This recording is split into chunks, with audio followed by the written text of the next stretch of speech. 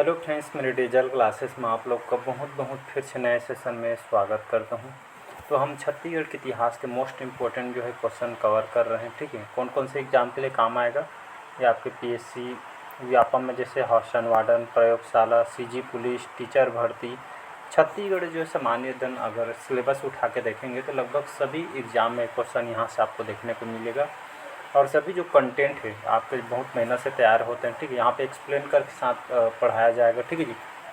और साथ ही साथ यहाँ पे जो है बहुत ही कम टाइम में या एक तो आपका रिवाइज हो जाएगा। ठीक है, और तो सभी आपके एग्ज़ाम के दृष्टि से क्वेश्चन को और कंटेंट को तैयार किया है सिलेबस अकॉर्डिंग। ठीक है, सिलेबस के अकॉर्डिंग क्वेश्चन कंटेंट को तैयार किया। बहुत सारे क्वेश्चन आपके मेंस तक के पेपर में आए हुए हैं। ठीक है जी।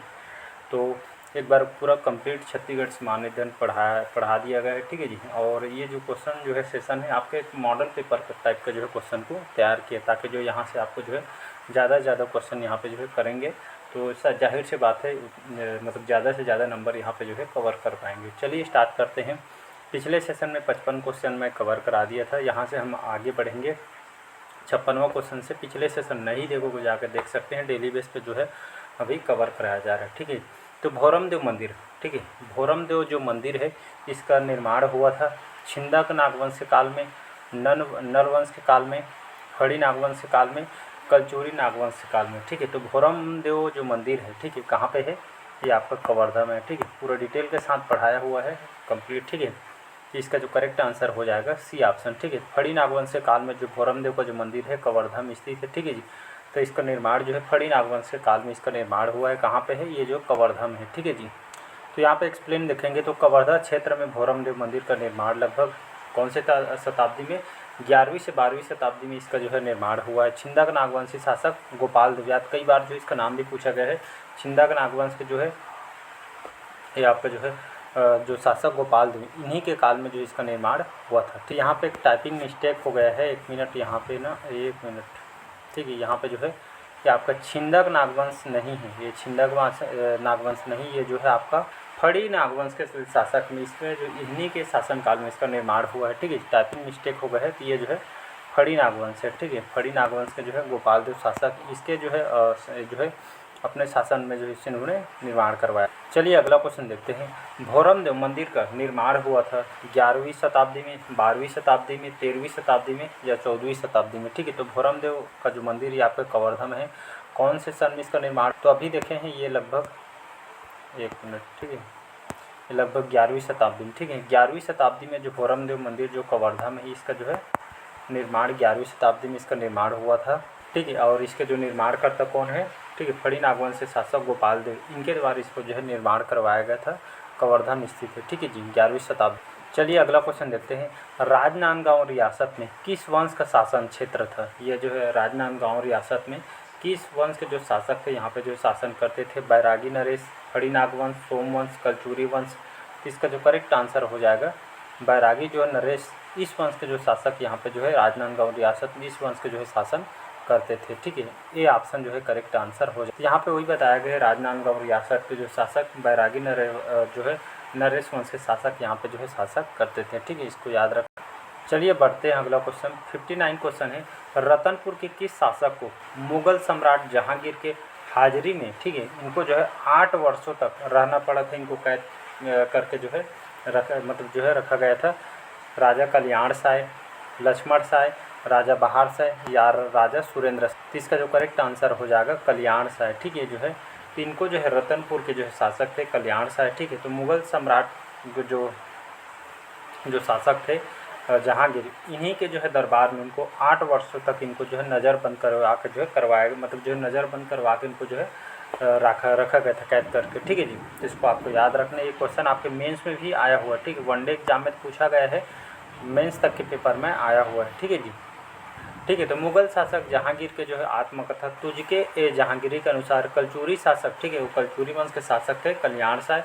इनको जो उसके दरबार में अपने जीवन में लगभग जीवन काल में महत्वपूर्ण 8 वर्षों के लिए इनको जो है व्यतीत किए थे। ठीक है जी।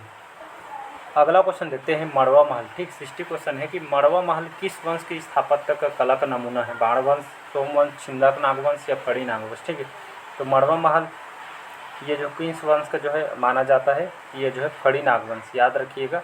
तो मड़वा महल जो है फड़ी नागवंश के शासनकाल में ये जो है स्थित है। ये कहाँ है, ये भी आपका जो है कवर्धा में है, ठीक है जी। तो ये मड़वा महल कवर्धा में है और ये जो फड़ी नागवंश के जो शासनकाल में इसका निर्माण हुआ था, ठीक है जी। तो यहाँ पे देखेंगे तो कवर्धा के जो फड़ी नागवंशी शासक अपने निर्माण कार्य के लिए छत्तीसगढ़ के इतिहास में विशेष प्रसिद्ध है। इनके द्वारा भोरमदेव मंदिर, मड़वा महल और बगल में आपका जो है छेरकी महल है, ठीक है जी, जैसे निर्माण यहाँ पे जो है करवाया गया हुआ। एग्जाम में आपसे जो क्वेश्चन याद रखे, भोरमदेव मंदिर, मड़वा महल और छेरकी महल तीनों कहाँ पे है, कवर्धा में है। किसके शासनकाल में निर्माण हुआ है, ये जो है फड़ी नागवंश के जो है शासनकाल में ये निर्माण हुआ था, ठीक है। इसको आप नोट डाउन करके रख सकते हैं, ठीक। ये जो तीनों काम जो है फड़ी नागवंश के शासनकाल में ये जो है हुआ है, ठीक है जी। अगला क्वेश्चन देखते हैं, छत्तीसगढ़ में सर्वाधिक समय तक शासन किस राजवंश ने किया था? नल वंश ने, सोमवंश ने, छिंदक नागवंश ने, कलचुरी वंश ने, ठीक है। तो छत्तीसगढ़ में देखेंगे कौन से जो है जो शासक थे जिसने सर्वाधिक समय तक छत्तीसगढ़ में जो है कौन से राजवंश ने शासन किया? इसका जो करेक्ट आंसर हो जाएगा आपका डी ऑप्शन, कलचुरी राजवंश, ठीक है। तो कलचुरी राजवंश छत्तीसगढ़ में सर्वाधिक समय तक इन्होंने जो है शासन किया है। कौन से राजवंश ने? कलचुरी राजवंश ने, ठीक है जी। तो यहाँ पे देखेंगे छत्तीसगढ़ के इतिहास में कलचुरी वंश के शासकों ने सर्वाधिक समय तक यहाँ पे शासन किया है और इसका देखें समय देखेंगे तो लगभग 900 वर्षों तक यहाँ पे इन्होंने शासन किया है, ठीक है। तो सबसे लंबी अवधि तक इन्होंने शासन किया है। अगला क्वेश्चन चलिए देखते हैं। आपको बारिश का आवाज़ आई थिंक सुनाई दे रहा होगी क्योंकि यहाँ पे बारिश जो है स्टार्ट हो गई है। बस्तर के 62 क्वेश्चन है, बस्तर की कौन सी जो महारानी छत्तीसगढ़ की प्रथम एवं एकमात्र महिला शासिका थी? रानी सुकुंवर देवी, कुंवर देवी, रानी चोरिस, कमला कुमारी देवी, ये रानी प्रफुल्ल कुमारी देवी। तो इसका डी ऑप्शन हो जाएगा, रानी प्रफुल्ल कुमारी देवी जो है छत्तीसगढ़ की जो प्रथम और एकमात्र जो है महिला शासिका थी, ठीक है जी। तो प्रफुल्ल कुमारी देवी, ये भी क्वेश्चन आपका एक बार पीएससी में आया हुआ, यापा में आया हुआ, ठीक है जी। तो छत्तीसगढ़ की प्रथम और एकमात्र महिला शासिका थी प्रफुल्ल कुमारी देवी, नाम को याद रखिएगा। डी ऑप्शन जो है करेक्ट आंसर हो जाएगा। तो बस्तर के जो शासक रुद्र प्रताप देव, इनकी मृत्यु के पश्चात उसकी जो पुत्री थी, उनकी बेटी थी प्रफुल्ल कुमारी देवी को शासक बनाया गया और छत्तीसगढ़ की एकमात्र महिला शासिका ये थी, ठीक है। इसको आपको याद रखना है। अगला क्वेश्चन देखते हैं, किस राजा के समय जगदलपुर की टाउन प्लानिंग के अनुसार चौराहा का शहर बनाया गया था? अजमेर सिंह, रुद्र प्रताप देव, प्रवीर चंद्र भंसदेव या आपका महिपाल? इसका बी ऑप्शन जो है करेक्ट आंसर हो जाएगा, रुद्र प्रताप देव, याद रखिएगा। तो रुद्र प्रताप देव, इन्हीं के समय में जगदलपुर को जो है टाउन प्लानिंग के अनुसार चौराहों का शहर इसको जो है बनाया गया था, ठीक है जी। तो ये जो राजा थे रुद्र प्रताप देव, जगदलपुर के जो है शासक थे, ठीक है। इन्हीं के जो है इसको जो है जगदलपुर को चौराहों का शहर भी इसको कहा जाता है, ठीक है। तो रुद्र प्रताप देव यहाँ के जो है शासक थे, ठीक है। इस शहर को इन्होंने बनवाया था। तो काकती वंश के जो शासक रुद्र प्रताप देव के समय में जगदलपुर की टाउन प्लानिंग की गई, इसे चौराहों का शहर बनवाया गया और अंग्रेजों के द्वारा रुद्र प्रताप देव को सेंट ऑफ जेरूसलम की उपाधि भी प्रदान की गई, ठीक है। तो एग्जाम में क्वेश्चन वही पूछा गया है, हाल ही की पीएससी में आया था कि सेंट ऑफ जेरूसलम की उपाधि किसको दी गई है? ये आपके रुद्र प्रताप देव, ठीक है, जो काकती वंश के शासक थे, जिसको आपको याद रखना है। अगला क्वेश्चन चलिए देखते हैं। विश्व की प्राचीनतम नाट्यशाला का निर्माण इस राज्य के किस राजा के द्वारा किया गया है? विष्णुपुर, बैकुंठपुर, महेशपुर या रतनपुर? तो इसका जो करेक्ट आंसर हो जाएगा महेशपुर, ठीक है। तो महेशपुर के जो राजा थे, इनके द्वारा विश्व के जो प्राचीनतम नाट्यशाला का निर्माण जो महेशपुर के राजा थे, इनके द्वारा इसका निर्माण कराया गया था। सी ऑप्शन जो है करेक्ट आंसर हो जाएगा, ठीक है। तो यहाँ पे एक्सप्लेन देखेंगे तो सरगुजा जिले, आप सभी को पता होगा जो गुफा सबसे ज़्यादा सरगुजा में है। तो सरगुजा जिले के कहाँ पे? रामगढ़ या इसको रामगिरी पहाड़ी में जो स्थित सीता बेंगरख गुफा से एक नाट्यशाला प्राप्त हुई, जिसे विश्व की प्राचीनतम नाट्यशाला जो है मानी जाती है। इस नाट्यशाला में दर्शक जो है दीर्घ एवं मंच निर्मित है। इसका निर्माण महेशपुर के राजा के द्वारा इसको जो है करवाया गया था, ठीक है जी। ये सभी जो है आपके क्वेश्चन आपके एग्जाम में, आप मेंस के लिए भी लिख सकते हैं, ऐसा नहीं, ठीक है। मेंस के लिए काम आएगा, ये भी आपको याद रखना है। अगला क्वेश्चन देखते हैं, रायपुर जिले से प्राप्त राजा भीमसेन के आरंग ताम्रपत्र में निम्नलिखित किन राजाओं को उल्लेख किया गया है? सूर, दैत्यवर्मा, विभीषण या उपरोक्त सभी, ठीक है। तो रायपुर जिले के प्राप्त राजा भीमसेन के जो आरंग ताम्रपत्र से किन राजा को उल्लेख मिलता है? सूर, दैत्यवर्मा, विभीषण, ये सभी जो है जो है इस राजाओं को उल्लेख यहाँ पे किया गया है आरंग ताम्रपत्र में, ठीक है जी। इसको आपको याद रखना, उपरोक्त सभी इसका जो है करेक्ट आंसर हो जाए। तो यहाँ पे देखेंगे एक्सप्लेन राजर्षि तुल्यवंश के विषय में, ठीक है, राजर्षि तुल्यकुलवंश के विषय में जानकारी आरंग से प्राप्त भीमसेन द्वितीय के ताम्रपत्र से मिलती है। आरंग ताम्रपत्र, ठीक है, आरंग जो ताम्रपत्र में इस वर्ष के लगभग 6 शासक क्रमशः सूर, दैत्य प्रथम, विभीषण, भीमसेन प्रथम, दैत्यवर्मन तथा भीमसेन द्वितीय का नाम यहाँ पे जो उल्लेख किया गया, नाम दिया गया, ठीक है, इसको आपको याद रखना है। चलिए अगला क्वेश्चन है, मैचिंग करना है, सूचिया को सूची को बस से मिलाना। इस टाइप के जो क्वेश्चन आजकल सभी एग्जाम में देखने को मिल रहे हैं, इसीलिए इसको इंक्लूड किया गया है, ठीक है।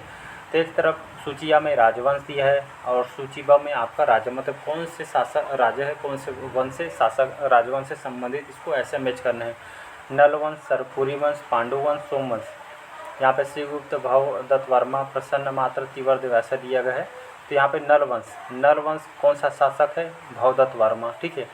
सरपुरी वंश के शासक अगर देखेंगे तो ये जो है प्रसन्न मात्र हैं, ठीक है जी। और वहीं देखेंगे पांडुवंश, पांडुवंश में आपका जो है तिवर्देव आ जाएगा, ठीक है जी। और सोमवंश में देखेंगे तो सोमवंश के शासक शिवगुप्त हैं। ऐसे टाइप के क्वेश्चन आपको एग्जाम में कैसे बनाना है ये भी बता देता हूँ। आपको एक पता है, जैसे नल वंश के शासक कौन है, भवदत्त वर्मा है, ठीक है। तो इसको मतलब जो है आप मैचिंग करके देखिएगा, ए का ब है तो यहाँ पे जैसे ऑप्शन में यहाँ का आपको पता है कि पहला का आंसर ब है, तो इस 4 ऑप्शन दिया गया है, इसमें मैच कीजिए पहला का ब कहाँ पे है।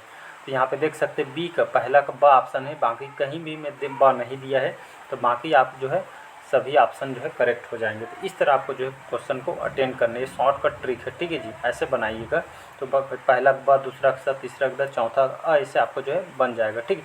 आपको 1 से 2 पता रहेगा तो सभी क्वेश्चन आपसे बन जाएंगे, ठीक है। इसको आपको ध्यान देना है। चलिए अगला क्वेश्चन देखते हैं। तो यहाँ पे जो है प्रसन्न मात्र जो है सिरपुर के शासक थे, ठीक है। प्रसन्न मात्र कहाँ के शासक थे, सिरपुर के शासक थे। भवदत्त वर्मा नलवंश के शासक थे। तिवर्देव पांडुवंश के शासक थे, जबकि शिवगुप्त जो है सोमवंश के शासक थे। इसको आपको जो है ऐसे मैच करना था।